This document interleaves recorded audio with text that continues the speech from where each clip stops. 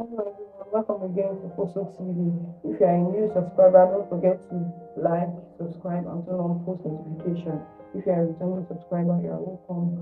Good to have you here once again. Today we are going to be looking at lessons from Genesis 14 and 15. If you have been following us for this month, you are looking at Genesis 14.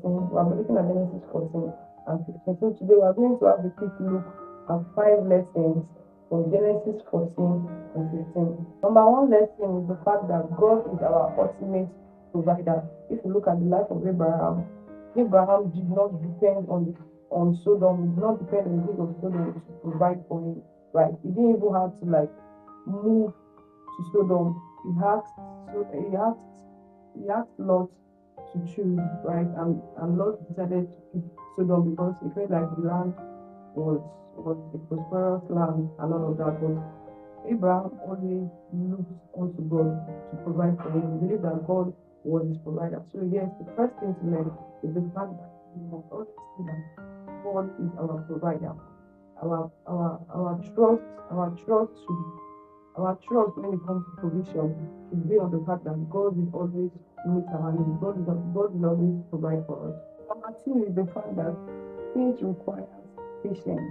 Yes, looking at the life of Abraham, like we saw last week, Abraham never for once drifted away. He had times when he had to question God, but he did not stop walking in faith, and he was patient enough, right? No matter how long it took for God's promise to him to be fulfilled, he was patient enough. So faith and patience work hand in hand.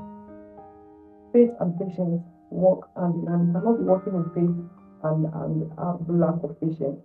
They both work hand in hand. And looking at the life of Abraham, you see that faith and patience work hand in hand. You cannot have one and not have the other.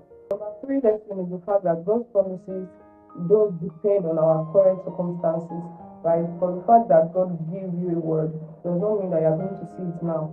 So you always have to trust the fact that even though your circumstances, your situation does not look like it yet, God's word can never lie. Because that was Abraham. God told Abraham that he was going to be father of all nations, but he was somebody that had no child, not even one.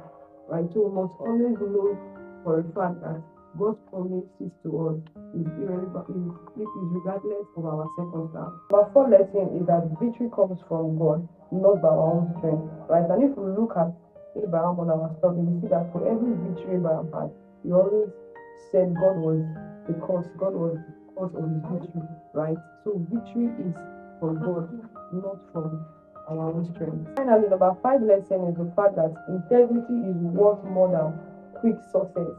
Right? Not every opportunity is from God. Not every open door is from God. We must always protect our integrity. We must choose integrity over quick success.